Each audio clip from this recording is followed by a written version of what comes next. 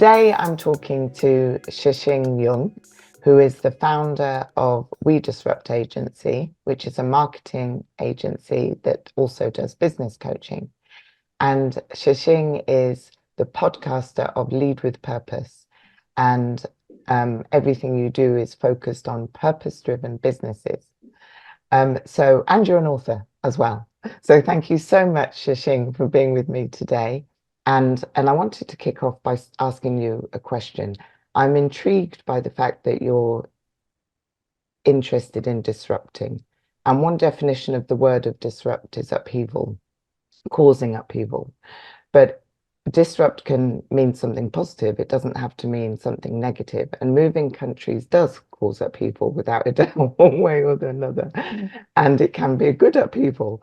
And I'm really intrigued. How did your children respond to the whole move to Sweden? Because they've moved from the UK to Sweden, haven't they? Yes, they responded surprisingly well, I'd say. After we moved, after a couple of weeks, I did travel back. As soon as they started school, I went back to UK to move the house because we hadn't done that yet before we moved, because it was difficult to do whilst we all lived there. So I went back, and by the time I got back to Sweden again, they'd already settled in. They had new friends. They had, they fully settled in school. So I was very positively surprised, because you never know how they respond. But yeah, they just slotted right in. So, no disruption whatsoever. Oh, that's incredible. And tell me a little bit about why Sweden. Why did you choose to take them from the UK to Sweden? For me, it was kind of an easy choice because I was raised in Sweden. So I grew up in Sweden and left when I was about 18. So I never really lived here as an adult. So when I was looking at options to where to go from where we lived in a small village in the UK, and I felt like we were kind of outgrowing the village. The kids now teenagers, so I felt like it was time to do something else and give them that a different experience in life. And I've always had a very good experience of living in Sweden as a child. It's something that I remember very fondly and have some great memories, and everything kind of works here. It's a really good lifestyle. Schools are good, social care is good. I've still got family here as well. I've got friends here. So it was a very sort of natural choice for me in terms of where next. It felt like a safe choice as well, and also a good choice because schools are good here. Living standards are good, nature is connected, so there was a lot of plus. Yeah. And do your children had your children already had an experience of Sweden? Had they been going to Sweden as children, as younger children? Yeah, we have family here. So my sister is here, my mum is here every now and then. But so we used to come back on holidays. Of course, the past few years, not so much because of the pandemic. We couldn't travel so much. But previous to that, we used to come back maybe a couple of times a year. Summer holidays, we tend to come back for a week or two, sometimes even during the winter as well.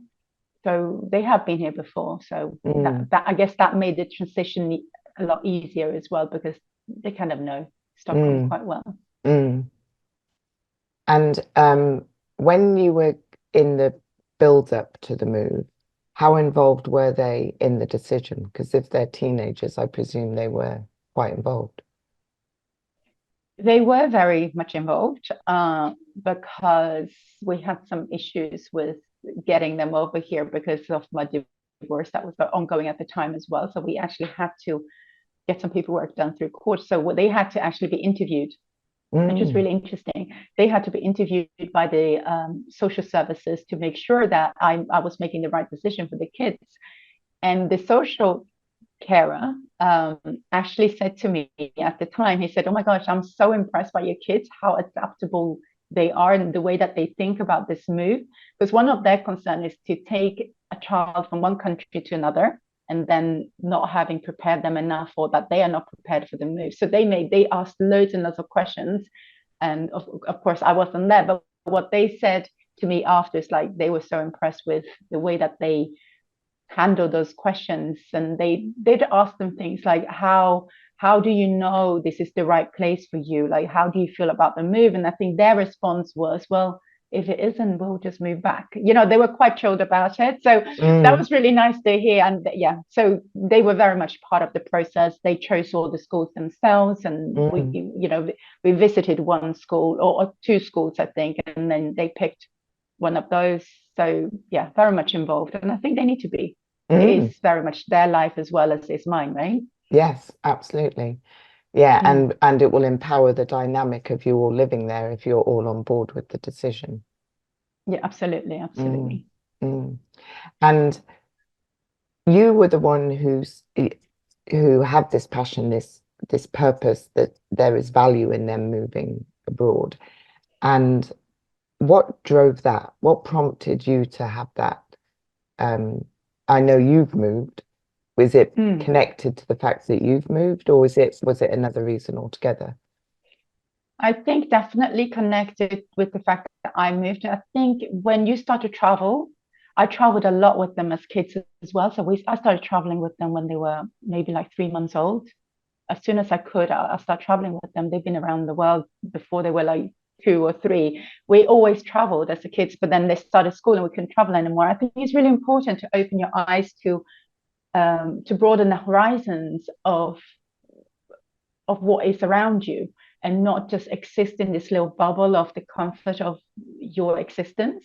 And I Mm, think it's part of that. So with my move also, I think that gave me so many things. So I moved from Hong Kong to Sweden, Sweden to UK, and then UK back to Hong Kong, and then and then back here in a way. And I think it helps your thinking about your mm, place. You really find yourself when you move to a different location. And I think it's really interesting how you see the world after you traveled, not just on holiday, but like lived in a different country. It mm, does broaden your perspective of life and of people as mm, well. And, the planet is not as big as you think it is. It's very easily, it's kind of, what's the word? Reachable. Yeah. totally. So, Yeah. yeah. So I think it was important for them at this age to experience that, and rather than waiting until they are older, Mm, and then they're stuck again because of other absolutely. commitments. So Yes, yeah, yes, exactly. And potentially other people in their lives and things that influence the decision making. exactly, Mm. exactly. And and I know one concern that I've heard from friends of mine who are parents is the timing of when you move with a child. So some of my friends, if they have an interest in moving, they want to wait. If it's their interest. In your case, your interest was propelled by providing your children with something. But if it's their interest, they feel they need to wait for the child to be a certain age and stage. How did you factor in, you know, where they were at with schooling and things like that to have, because it's clearly working. So was that a Yeah, I mean, I factor? did. Yeah, I think I did take that into consideration when I was planning it. So they are now in year 10. Um, I wanted to move at some point when they finish year 6, so that there was no interruption to that school, because I think that can be a little bit too disruptive Mm, to a child, to having to slot into a new school, because the school system is different and the education is different, the content is different. So I think that wouldn't really be fair. So after year 6, I was contemplating it, but the timing wasn't right. And the next obvious stage was after they finish year 9, so they go to a new school. So they finished, in fact, they started year 10 in UK, but because in Sweden we have a different school system, they start school a year later. So mm, then they could do year 10 in the UK, but still come back to year 10, beginning in a new school with everybody else here in Sweden. So mm, timing wise, it worked out really well. Of course, you can move in the middle of the school, like the school module as well. But I think it's easier when there is a natural break in the school anyway, in the mm, schooling, to move to a bigger school.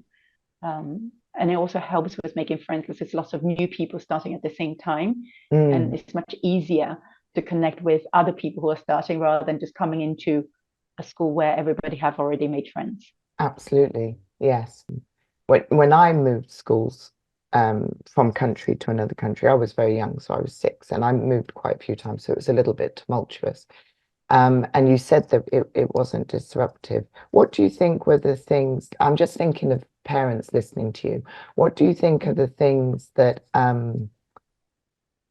smoothed the way, you know, that had them make the transition into their new life quite readily? I think one of the things would be to have them involved in the decisions. I Mm, think that's really, really important because they could choose the school, they could choose. Um, we looked at houses together. Actually, in fact, when I was back in UK, it was my daughter that was looking at houses because to find somewhere. So it's giving them the options as well, and actually involving them in all of these decisions and giving them the power to choose. I mm, think that helps a lot. mm, And the other thing is to come and visit, right? So if you haven't been to the country before, maybe do a couple of visits before so mm, that they familiarize themselves a little bit rather than just plunking them into this new environment, help settle them. Having friends and family there, of course, helps because they knew that I already had friends here, and mm. my friends have got kids here in their age as well, so that helps smooth things out as well. Just, even though we don't see them, it's just there as a backup in Yes. case we, yeah. So I think that all of those things help to have friends and family and familiarity, some sort of familiarity, Mm, and then getting them to make as many decisions as possible, really. mm, mm. Yeah, that makes a lot of sense because if you're Mm. fully involved, Yeah. it's your journey. It's not something imposed upon you. And I think also the other thing that is really important, that as a parent, that we don't bring our own anxieties Mm, into play, because I think they respond like the parent responds. So for me, it wasn't like a big deal that we were going to move. I never gave the sense that it was a big deal. It was just somewhere we're moving. We always had the mm, option to move back if we need to, or we didn't have anywhere to stay, but that isn't a big problem either. And I think we have to approach it in a way that we want them to approach it with. So mm, if we are nervous about the move or we're panicking about certain things, they will feed off that energy as well. So I think that's quite important as well, that we stay calm in the mm, process of trying to get everything done. And I guess that was in the way why I decided not to pack up the house whilst we lived in it. And I dealt with the stressful part pretty much on my own, mm, so that they didn't have to be there and they can just settle themselves in a calmer environment. mm. And I think and that one helped. absolutely coming back to your point about not imposing the anxiety of yours onto them, in some ways, maybe some of the concerns the young people raise with your children are imposed on them. You know, if you've grown up in an environment where, you know, maybe it's risky, or oh, you can't really land in a country that you don't know, and how are you going to get from A to B, and oh, I'm not sure about the taxis there, and you know, if they're going to inherit some of that concern, even if it's very subtle. Mm. And then because I know where, for example, when I went to live in Nigeria, I had very mixed responses from people, you know, and it really showed up people's prejudice, naivety, um, in the things they said to me, and I was really quite taken aback, Mm. because I was a bit like, you know, we know where we're going, you know, we have a plan, we have somewhere to live, Yeah, and you yeah. know, literally people were talking. Well, a couple of people were talking to me like I was going to get murdered on the day of arrival, which was completely ridiculous and not in keeping with life in Lagos anyway. So it Mm. was a complete untruth.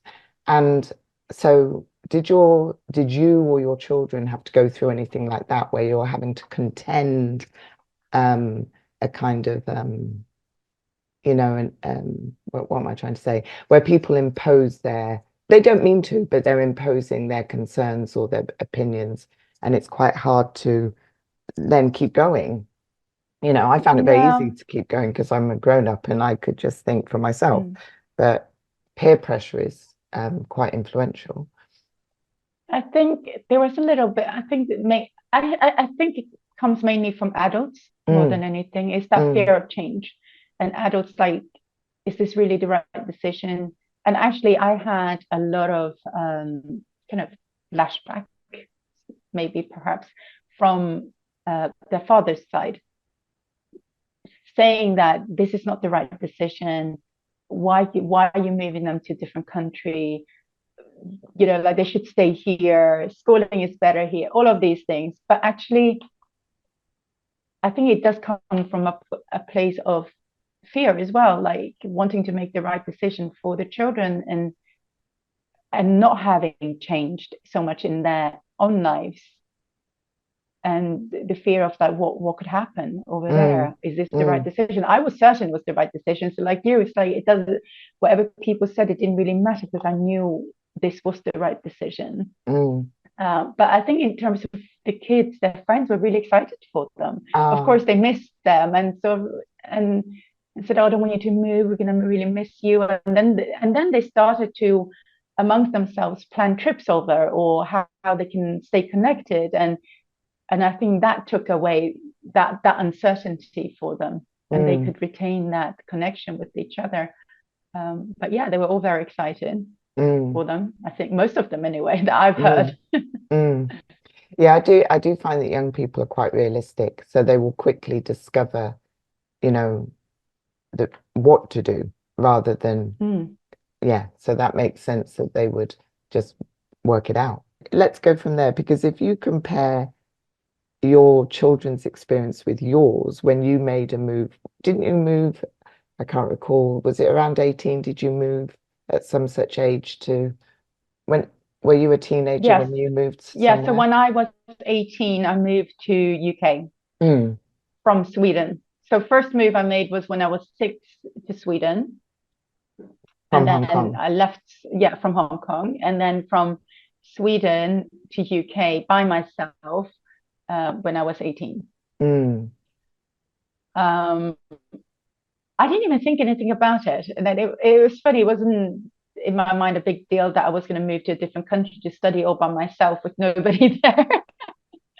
I just left. Um, and never returned until now.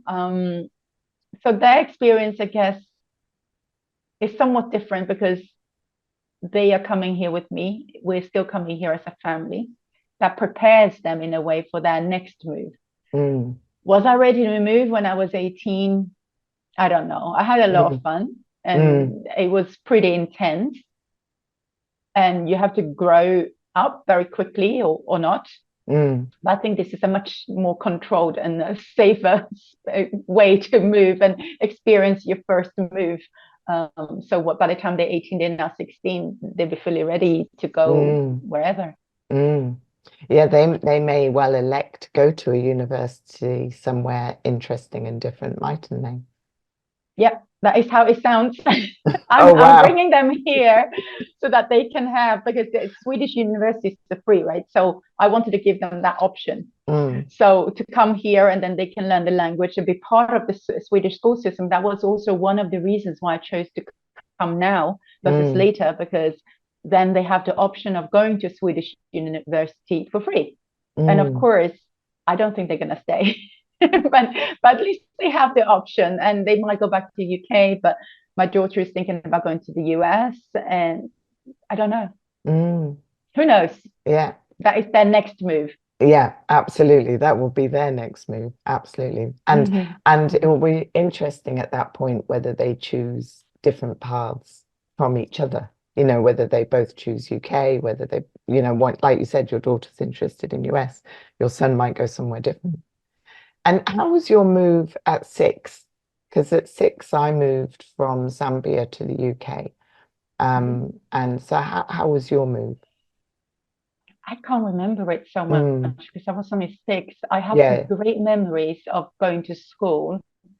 My first day of school, I remember. In And I Sweden. remember the smell in Sweden. Yeah, I started year one here, so I remember the smell of the crayons and what we had to do that day. I've got this very vivid memory of that. Um, I think it was fairly easy for me. Maybe a little bit harder for my siblings who were like between 3 and 6 years older than I was. So I was six, they'll be 9, 10, 13, like early teens. Maybe a bit harder for them, but I think there wasn't a moment that I felt like I don't fit in here or this place is different. And I think at that age you just explore, you just have fun and you just play, right? Mm. Yeah, And I've got some really nice memories. and when you moved into that school, was that the one school? They didn't move you again? Your parents didn't move you again? I did move a few more times after that. So after that first year, we moved to another school where I stayed from year two to year six, where I still have friends from that school. And in fact, I'm still in touch with my school teacher.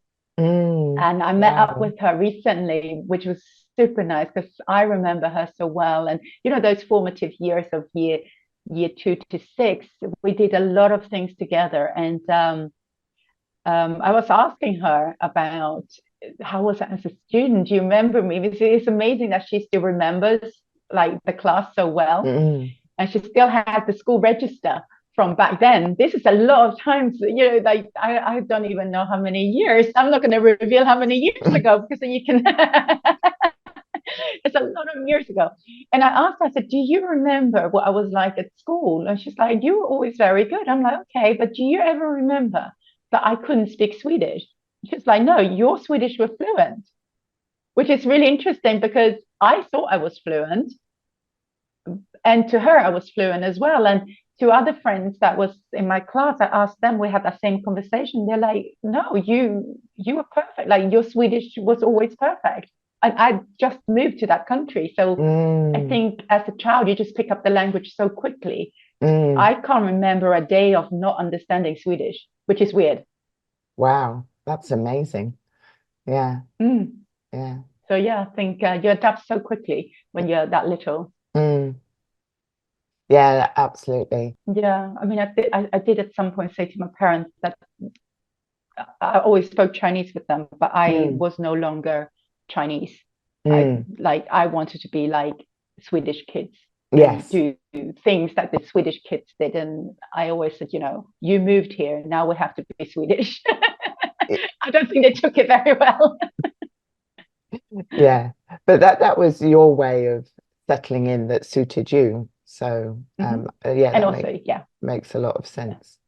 yeah. Yeah. And Swedish kids tend to have more freedom. And I guess that's what my way of saying, let me be. Let me do my thing. I'm a teenager now and I'm Mm. Swedish. Mm. Mm. So yeah, Did it it's work? interesting. That's why I like moving because it opens so many opportunities to learn things, experience things that you wouldn't necessarily do in your own country, like that Mm. cultural difference when you Mm. grow up in the same environment all your life. I have a lot of friends who's lived in the same village, families in the same village. Like you become so comfortable, which is nice too. But that Mm. is just not how I like to experience life and how I would like my kids to experience life. Mm. There's so much more. Mm. And do you think from your own from your parents, they moved for the reasons they moved. Do you think they shared what you're saying, or because their intentions for moving might be slightly different from what you're saying yours are, that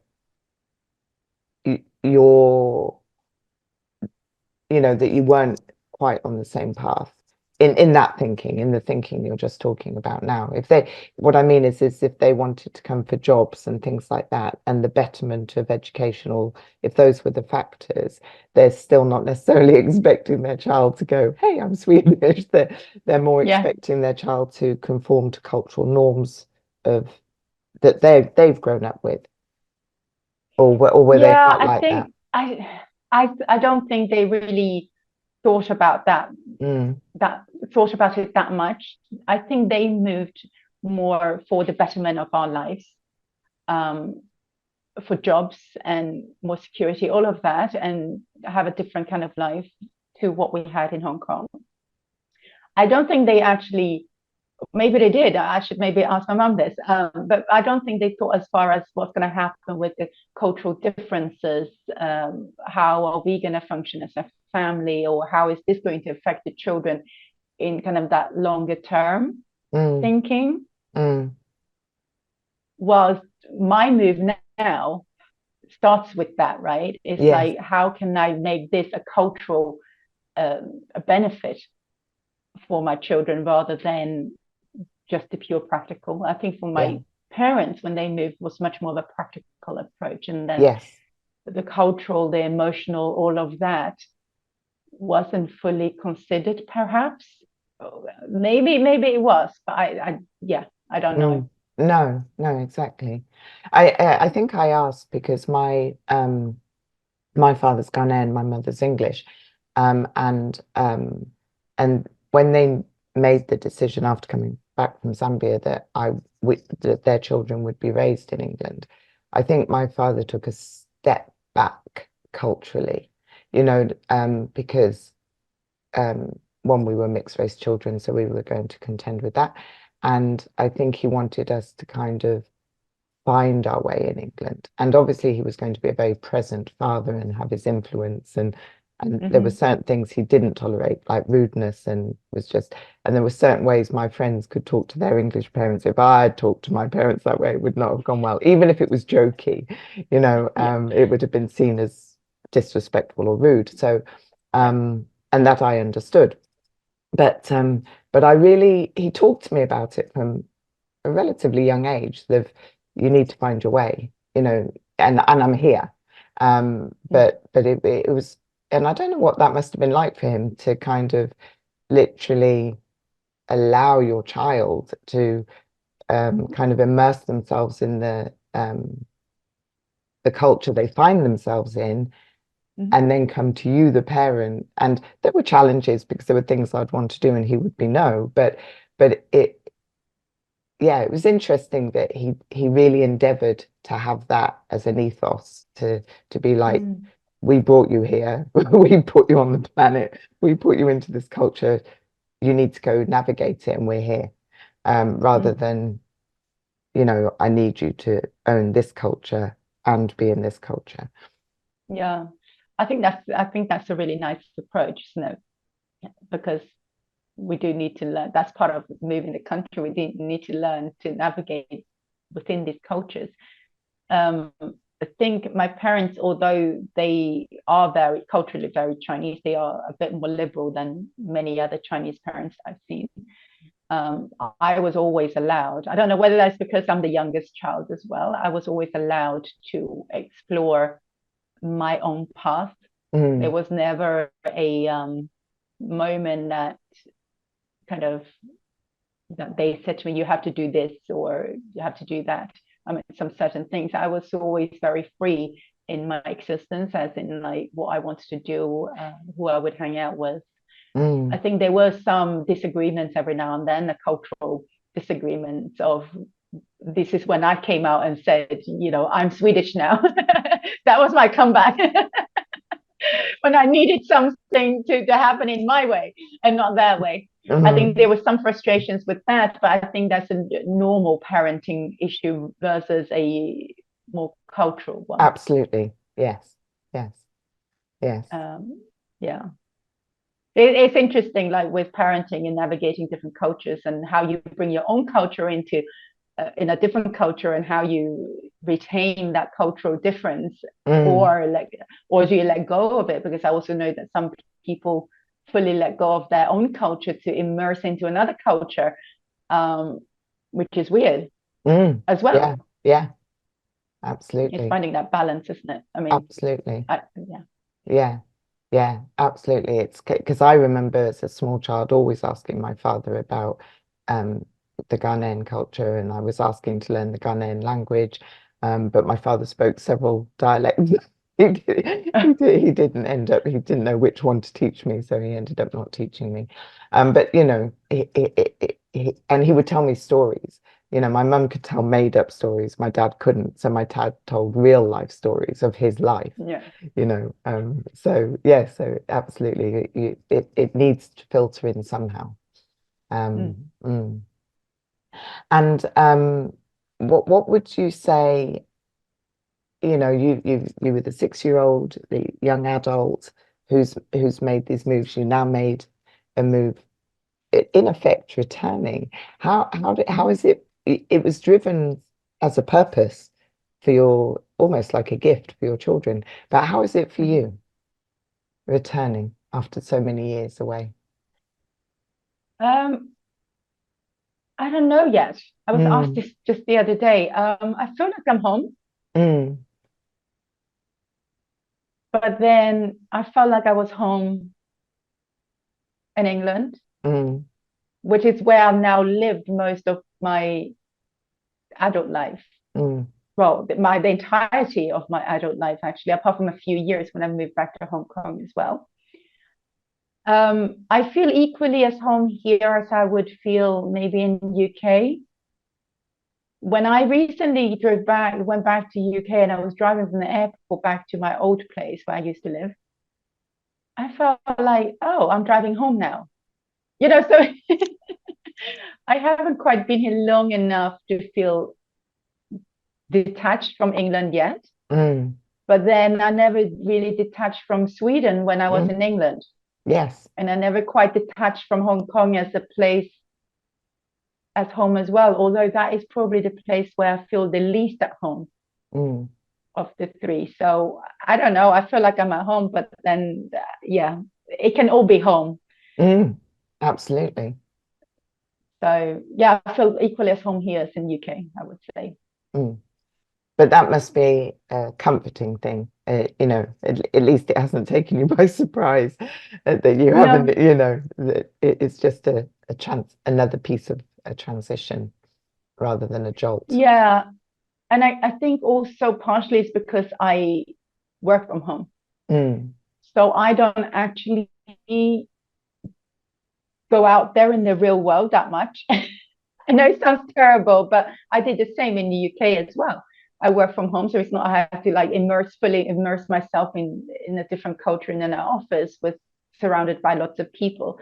So for me to feel home is essentially where I am in the space where I am most of my day. mm, So this house where I am now could be equally be in the UK. I'll be doing the same thing. So I think it's that as well that mm, has helped me settle or not settle, mm, either way you mm, look at it. mm. But And things like sustainability and the fact that you have an agency that you created yourself called We mm-hmm. Disrupt Agency, and it's purpose driven. How much of the creation of that and the life you lead would you say is kind of has stemmed from the fact that you've been this multicultural child adult, who's lived across literally different continents? I think what has helped is to be multicultural because I can speak and connect with people from different backgrounds very easily. Yes. And in terms of sustainability, it's a worldwide issue, right? So we need to think global anyway and think bigger. And having been in different countries, and I've also traveled a lot as well as just living in different countries. And I think that helps you get a better idea of what the problem is and how you can help other people solve that problem. So Yes. I've got clients in the US, I've got clients in Asia, I've got clients here, like I'm trying to get some clients here in Sweden, of course in UK. So, but all of that to me doesn't really matter culturally. It's like they are just people as part of this planet. Um, and planet in many cases where in places that where I've been. Mm, So I think that helps when you approach work and life from a multicultural perspective as well. It's mm, back to that opening your horizon. And that's why I think traveling is so important. mm, If you haven't traveled apart from to some kind of holiday resorts, how are you going to be able to relate to people? I've traveled to a lot of countries, but still I have only seen a small, minute part of the world. I want to keep traveling. I think it's so important. mm, How can we relate to other people? How can we relate to other people's problems and issues that people are facing? It's hard to imagine if you haven't seen it, right? So absolutely. I think it's really, really important. It has helped. Mm, It has helped me connect with my clients. It helped me identify problems that they may be facing in their countries and their cultures. mm, And yeah, it has helped me connect with people on a more um, perhaps human level. mm, Because when you can identify with people in different cultures, it helps. I wish I could speak more languages. mm, All of that contributes to better connections with people. And absolutely. marketing is all about connections, and sustainability in a way is about connections. It's about, solving these issues around the globe, and we need to all connect together and collaborate together as humans to do it. It's back to connections. Mm. And tell me a little bit more about the agency itself and, you know, what you strive for with that. And perhaps if you want to, why you founded it in the first place. Yeah. So that was never my intention to have a marketing agency. I I started a sustainable fashion brand 2007, so quite a long time ago. And I knew nothing about sustainability or running a business or fashion. And I kind of just fell into this world. And then through working within the fashion industry and running this brand, I learned how unsustainable fashion is. Mm, And then at some point, I actually did exit the fashion industry and then focused on consumer behavior and education side of it instead of producing products, because it didn't make sense to me anymore. And something else I also learned during that time is that how important marketing is for the survival of a company. Because for years I didn't do any marketing. I just focused all of my energy in designing beautiful collections that I had a purpose. It was always about trying to make something that was more sustainable. It was always about trying to reduce textile waste. And I put so much energy into creating these collections that could change the way that we look at clothing. But I didn't market it for years, because you're solving a problem. You're yeah. so focused on solving this problem and you don't think outside of that. And then it was when I started to market one of my sort of last collections, really, that the business started to change and people were starting to buy. I was starting to get press, being interested, and we started to reach more people. And I was like, oh, marketing. So I see a lot of people do the same. A lot of people. So I work only with purpose-driven brands and both services and products, and they do the same mistake that I did back then. They are so focused on the solution, and they have this amazing solution that could potentially change the world for sustainability, but they're not out there marketing it. One, because they don't Mm, have the time to do it, because a lot of the time we're so busy running the business and designing and producing, doing the services, delivering, that we forget to market. So I see that happen a lot. So these agencies really want to provide them a service to help them, to get them more visibility and more sales. And the other thing that I learned is as well is no sales, no impact. We forget mm, about that side. We have to sell. If we're mm, not selling anything, how are we going to make an impact? We are living in this economic world that we need to sell stuff. And a lot of people within the sustainability space as well that I see is that they are a little bit anti-selling, and they don't want to put themselves out there to market themselves. So we want to bridge that gap in how can we kind of increase their visibility and make it a sustainable financial model for them to create the sales structure that they need to make the impact, rather mm, than just focusing on the solution. We want to bridge that gap for these mm, businesses so they can actually thrive in this current economic system that we live in. So that's why I launched We Disrupt agency, and We Disrupt is about making change, right? If we don't make any changes in our current economic system, in the kind of linear model that we live in, there is no sustainability. So we need to make change.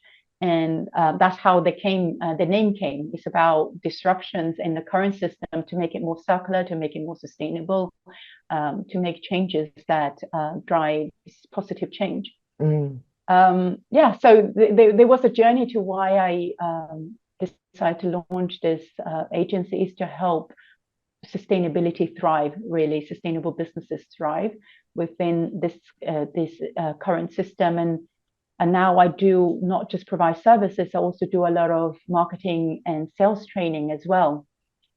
So a lot of the companies may not be able to afford the services, but I want to give them the opportunity actually to teach the whole sales team or the marketing team how to do it in a way that can grow their business to the next level. Absolutely. So we do that as well now. So yeah, it's a lot of work to be done. But it's really exciting. I love it, because I don't want to, I teach at schools and colleges as well. I talk about consumer behavior. That's one part of the work that I do. But this work that I do, I can do exactly the same that I did when I had a business, but without producing any products.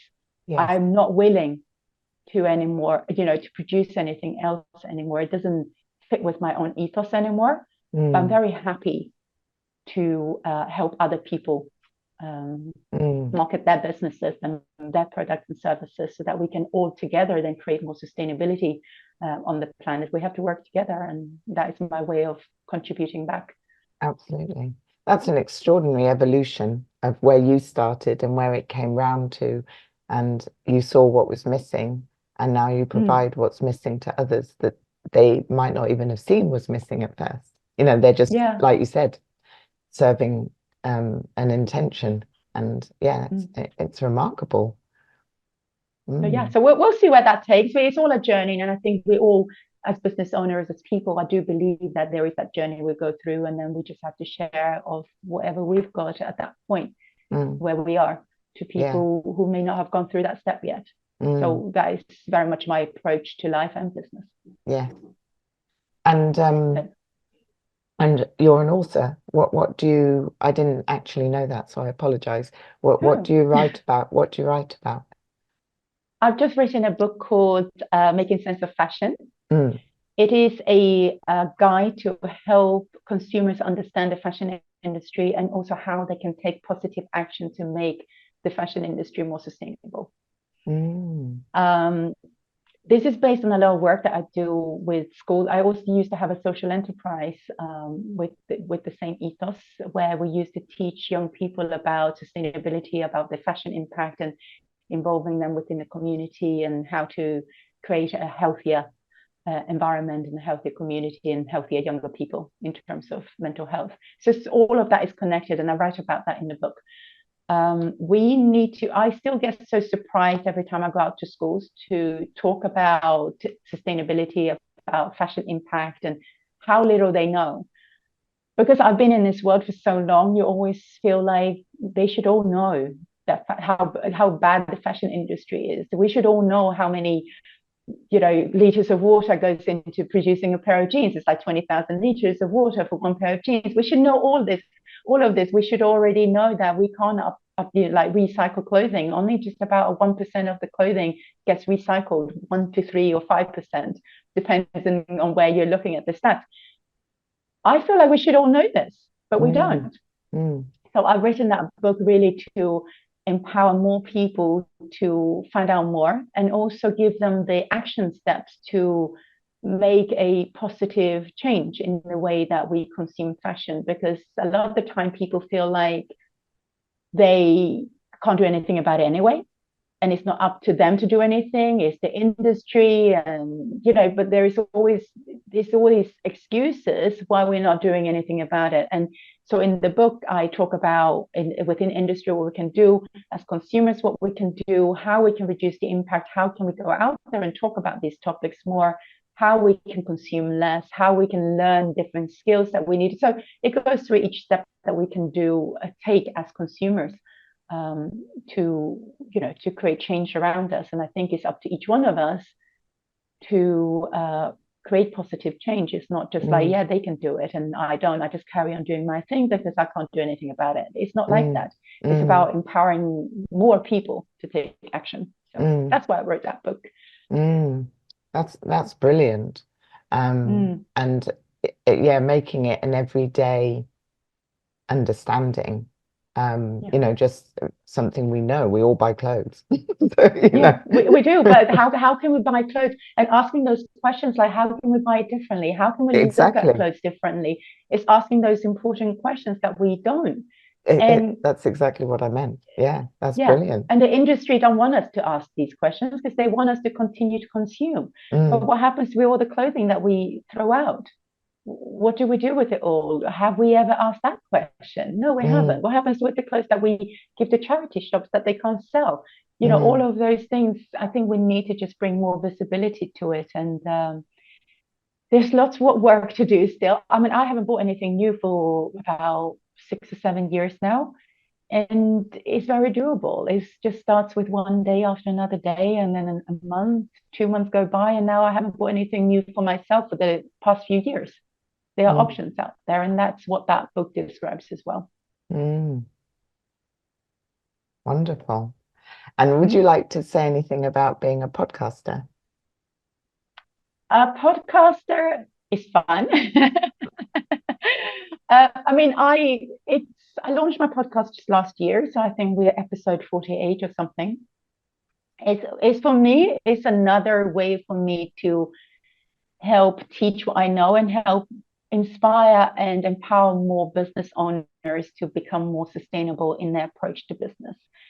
And this year, I'm going to focus much more on circularity, because if we don't look at circularity as a business model, for me, it's difficult to become sustainable, because we're going to deplete all the resources that we have, and we have to really look at different ways of running a business. So I will do little short snippets on about how to become more circular. I'll do some simple strategies, the how-tos, and then I do some interviews as well with people in this field, experts, academia, manufacturers, fashion experts, plastic experts, all of these people together, and then hopefully we can inspire more people to do more within their businesses, because I think it's about sharing knowledge. That's what the podcast for me is, sharing knowledge and engaging more people to become more circular in that approach. So yeah. I like how we've talked about moving countries and everything you've said about what's important to you, and how it's now reflected in your very international approach for all that you're involved in with your business and your podcast and your book, and so in effect you talked about shrinking the world, and you're shrinking you're not making the world too big.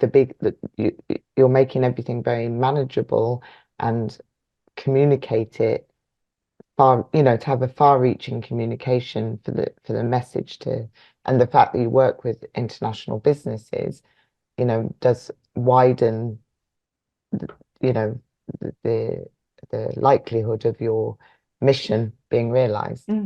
So yeah, it's really interesting how it's all interplaying, in who you are as a person and in what you do. Yeah, I think Zoom really helped us, right? Yes. There was at some point when I was just stuck at home with my kids. Not stuck, but I couldn't. I was running my business from home, but I couldn't even make it to meetings because I had to be home with as a single mom, I had to be home with my kids. There was no other alternative.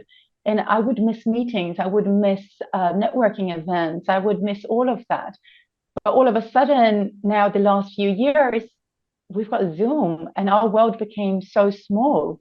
We can literally reach the world. And why don't we take advantage of that to create that impact? More importantly, like, it is so important that we do that. It's free. And that's what marketing does as well. And it's like, why don't we market ourselves more? Why don't we become more visible so we can make more impact? It's all about, it goes back to the same thing. And I think it's incredible how small this has become. I mean, I'm talking to you and it feels like you are just next to me, right? We don't Yeah, really need to exactly. be defined by countries anymore. No, that's very I true see too. very much like we're all part of this planet. We all have these issues that we share. Now let's come up with some solutions. Mm, Yeah, that's no, fantastic. it's a great time to be alive Absolutely. in this Yeah. global world. Mm, yeah. Yeah. Yeah. So true. Thank you. Thank you so much, Tze Ching, for being with me today and having this conversation. It's really been an eye-opener for me as well. And I really appreciate you taking the time to share with us all your thoughts from your children right through to the global perspective. Thank you very, very much. Thank you so much, Claire. It was great talking to you. To allow me to share my story. I don't think I've ever spoken about all of this online, so it was a first. Thank you. You're very welcome. Thank you.